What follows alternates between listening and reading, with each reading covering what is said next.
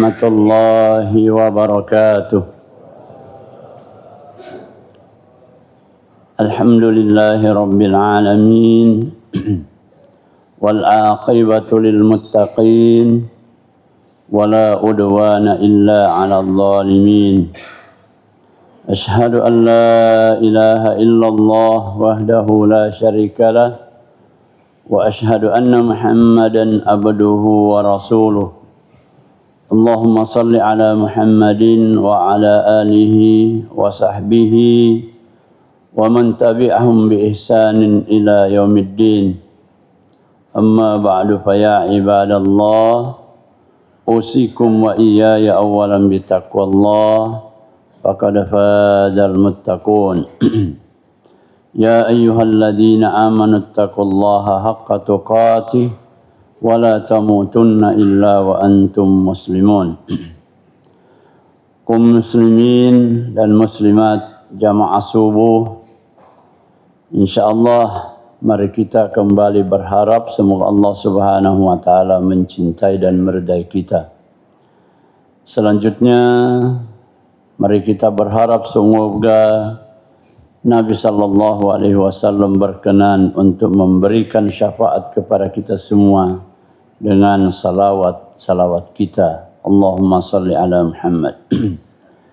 Dalam kesempatan subuh yang berbahagia ini, mari kita kembali mempelajari lebih dekat sebuah firman Allah Subhanahu wa taala. Dalam surah Yunus, Allah Subhanahu wa taala berfirman, A'udzu billahi minasy syaithanir rajim. Bismillahirrahmanirrahim.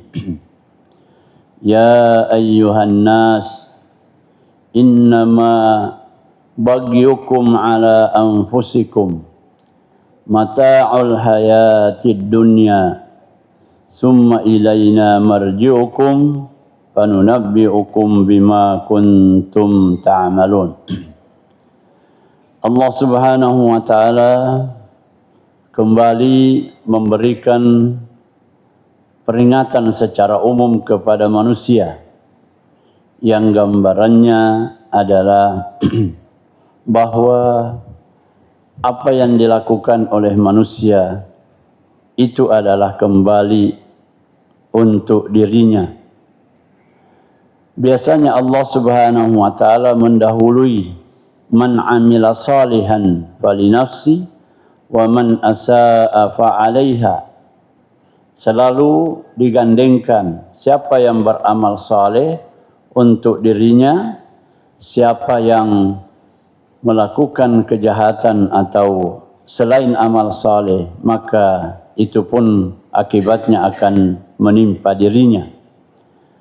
Ayat yang kita baca tadi itu khusus. Kembali Allah Subhanahu wa taala menegaskan, innama bagyukum ala anfusikum. Sesungguhnya kezalimanmu, dosamu itu adalah untuk membahayakan dirimu sendiri.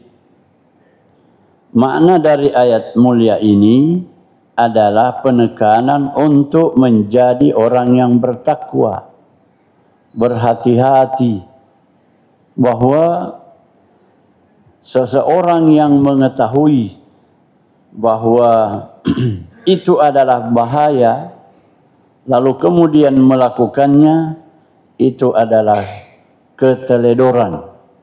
Itu adalah sifat membabi buta, bukan berani, tetapi membabi buta. Mengapa? Karena sesuatu yang seharusnya dihindari, dijauhi, malah itu yang dilakukan, itu yang dikerjakan. Sayyidina Abi Thalib memberikan pengertian tentang takwa itu adalah dari dasar ayat-ayat seperti ini. Hati-hati, pelihara dirimu itu karena segala yang mengantarkan dirimu pada kebinasaan itu adalah karena keteledoran kamu, kelalaian kamu, bahkan ketidaksadaranmu.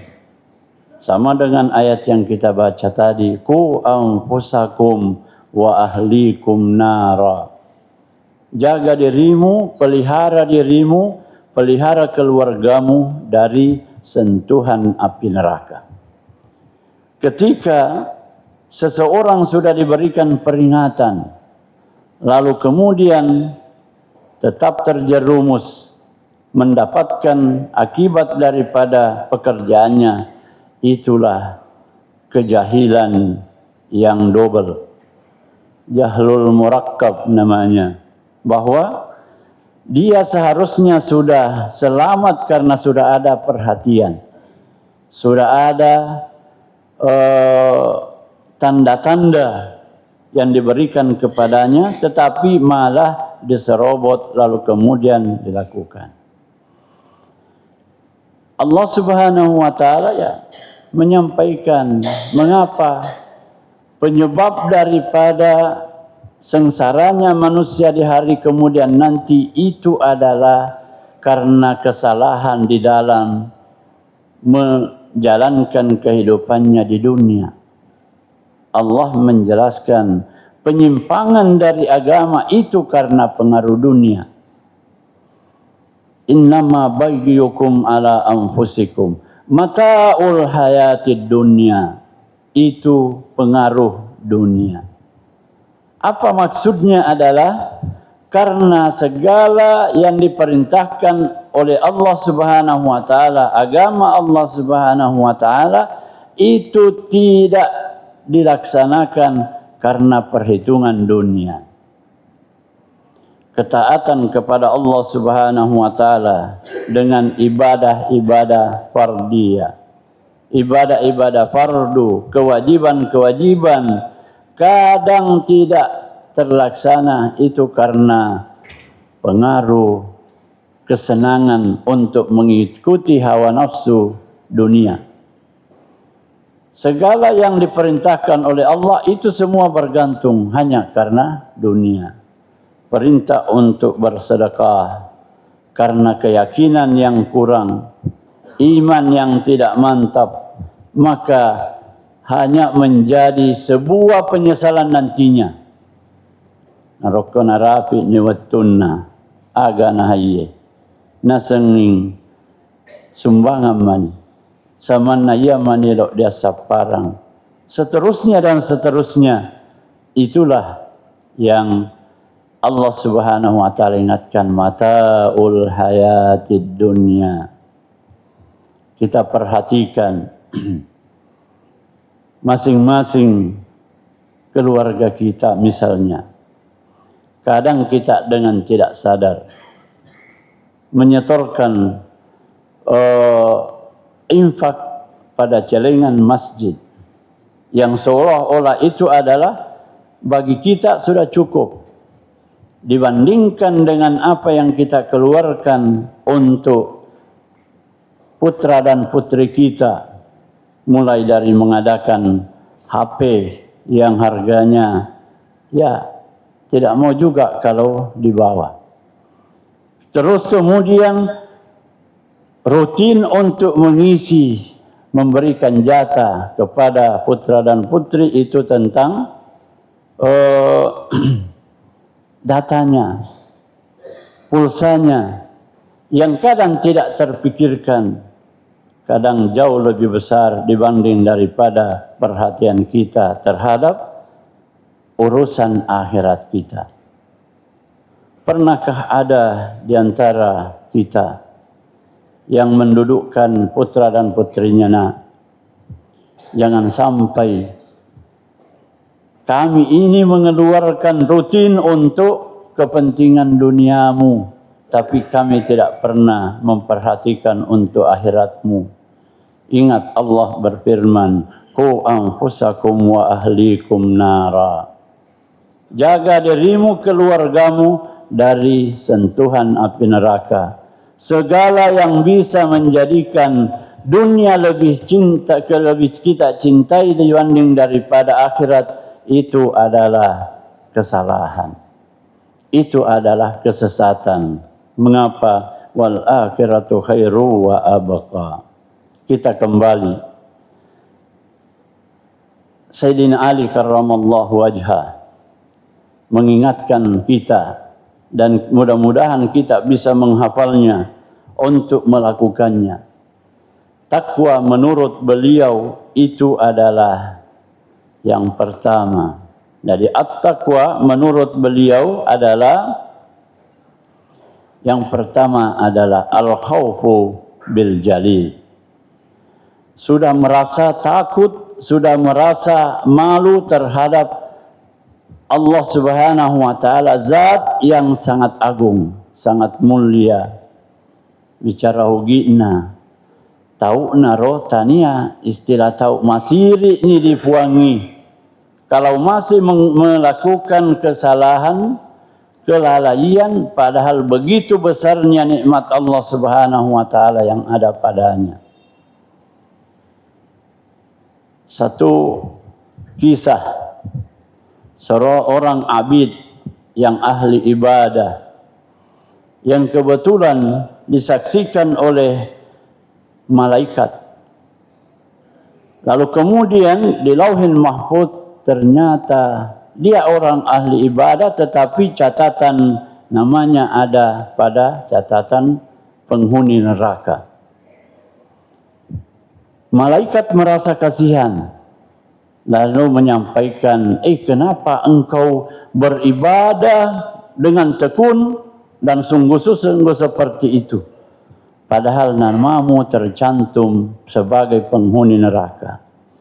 Apa jawabannya? Tidak ada urusan saya antara ibadahku dengan surga dan neraka. Karena Allah hanya memerintahkan kami untuk ma khalaqtul jinna wal insa illa liya'budun. Kami diciptakan hanya untuk beribadah. Soal surga, soal neraka itu terserah Allah Subhanahu wa taala yang punya mau. Kalau sekiranya Allah meridai saya dan harus di neraka, ya itu bukan urusan saya. Ketika suatu saat kembali malaikat membaca, ternyata namanya sudah hilang, tidak tercantum lagi. Kembali malaikat mendatanginya, alhamdulillah, berita baru, berita bahagia, berita gembira, namamu sudah terhapus dari penghuni neraka, sekarang sudah penghuni surga. Orang ini bertanya kepada malaikat, coba, apa kira-kira yang menyebabkan saya pernah terdaftar sebagai penghuni neraka? Ternyata malaikat menyelidikinya, bilang, ketika engkau dulu remaja, sudah balik, engkau pernah pura-pura tidur karena tidak mau disuruh sama ibumu. Kau tahu ibumu datang, kau dengarkan suaranya datang menuju kamarmu, kau pura-pura tidur agar supaya ibumu tidak menyuruhmu. Dan itulah yang membuat namamu dulu terdaftar di calon penghuni neraka. Lalu kemudian mengapa Allah merubahnya? Apa yang membuat Allah merubah? Jawaban malaikat, itu karena keikhlasanmu beribadah kepada Allah. Ikhlasmu beribadah, kamu beribadah kepada Allah bukan karena menginginkan surga. Kamu meninggalkan larangan Allah bukan karena takut pada neraka, tapi itu karena kewajibanmu. Allah yang memerintahkan. Ya, iman yang seperti itulah yang dimaksudkan oleh Ali bin Abi Thalib tentang takwa. Takwa itu adalah al-khawfu bil jalil. Takut pada zat yang maha mulia, yang maha agung. Segala sesuatu bisa saja dilakukan oleh manusia. Menampakkan yang bagus, yang menarik kepada sesama manusia, padahal berbeda dalam hati. mengucapkan atau mengatur kata-kata untuk menarik sesama manusia, padahal beda. Ya, apa beda yang ada bi afwahihim dengan apa yang ada fi qulubihim, dalam hatinya. Nah, maka yang dimaksudkan takwa kalau sudah dasarnya sudah sampai kepada tahap kita memang sudah bukan lagi takut tapi sudah malu. Tidak sekedar takut, memang malu. Kenapa? Tidak pantas kita melakukan sesuatu yang tidak benar kepada Allah Subhanahu wa taala yang maha benar, yang maha segalanya. Yang kedua, kata Abu Talib, Ali bin Abi Talib, bukan Abu Talib, Ali bin Abi Talib, bahwa al-amalu bit-tanzil, amalnya yang dia lakukan itu sesuai dengan ayat-ayat Allah Subhanahu wa taala. Perintah Allah Subhanahu wa taala dalam Al-Qur'an semuanya itu dia cari, dia lihat. Sepertilah apa yang disampaikan oleh Allah, innama bagyukum ala anfusikum. Dia sangat gentar, sangat gemetar, merinding bulu-bulunya ketika membaca ayat ini. Coba bayangkan kalau Allah yang bilang, yang kamu lakukan itu untuk membahayakan dirimu, maka hati-hati, jangan melakukan itu. Jangan engkau mengulangi itu. Nah, kemudian yang ketiga, al-qana'atu bil qalil. Mempunyai sifat qana'ah dengan apa yang Allah Subhanahu wa taala berikan padanya. Qanaah itu adalah merasa cukup, merasa lebih. Mengapa bisa ada rasa cukup, ada lebih? Karena tidak pernah memandang ke atas, tapi selalu memandang ke bawah kalau urusan nikmat Allah Subhanahu wa taala untuk dunia. Ketika punya mobil satu, dia tidak melihat ke atas, maka tidak punya satu pikiran untuk menambah supaya cukup dua. Tapi dia merasa bahwa alhamdulillah, apa yang kami atau yang kami miliki di dunia memang itu adalah sekedar memenuhi kebutuhan. Kenapa? Masih ada banyak orang yang di bawah, yang jangankan mobil, melintas saja mobil depan rumahnya tidak, apalagi kalau dia punya mobil. Al-qana'atu bil qalil, merasa cukup dengan apa yang diberikan oleh Allah Subhanahu wa taala. Lalu kemudian kami teringat pada suatu saat kami berjalan dengan guru kita, orang tua kita almarhum Sirajuddin Qasim. Saya bilang alhamdulillah, kalau kesederhanaan ini Ustaz, mudah-mudahan kita bisa terpelihara. Beliau berhenti dan balik kepada saya, yang mana kau maksud sederhana? Kehidupan kita ini kamu bilang sederhana, ini belum. Kenapa? Ini bukan sederhana, memang tidak ada. Memang hanya seperti ini. Sederhana itu kalau kita punya bisa lebih. Bisa punya 3 rumah, kita hanya ada buat 1. Kenapa? Karena sudah cukup untuk kebutuhan. Tidak untuk lebih daripada yang lain. Yang itulah yang dimaksud sederhana. Sahabat-sahabat dulu yang sederhana itu adalah Abdurrahman bin Auf, adalah Utsman bin Affan, adalah sahabat-sahabat yang lain yang punya banyak dan lebih, tetapi kebutuhan dunianya itu memang untuk pas buat kebutuhannya, untuk dirinya, selebihnya untuk disisihkan menanti mereka di akhirat. Jamaah subuh rahimani wa rahimakumullah. Lalu kemudian yang terakhir adalah al-isti'adadu liyaumir rahil. Selalu bersiap, menyiapkan segalanya, memanfaatkan segala yang dia punya untuk yaumur rahil, hari keberangkatan, hari perpindahan dari dunia yang fana menuju akhirat yang baka, yang kekal dan abadi. Itulah yang perlu untuk kita pahami dari firman-firman Allah Subhanahu wa taala. Kalau Ustaz Kamil bilang, mari kita merasakan bahwa ayat-ayat itu seolah-olah Allah bicara dengan kita. Nasrullah, ingat, dosamu itu untuk kamu. Kesalahanmu, kelalaianmu itu membahayakan dirimu. Itu artinya, kata Allah Subhanahu wa taala, jangan lakukan itu. Selamatkan dirimu, karena tidak ada yang bisa menyelamatkanmu kecuali engkau sendiri. Semoga Allah Subhanahu wa taala memberikan kekuatan iman dan kekuatan hidayah sehingga kita bisa senantiasa berada pada jalan kebenaran yang Allah Subhanahu wa taala akan menanti kita dengan keridaannya insyaallah.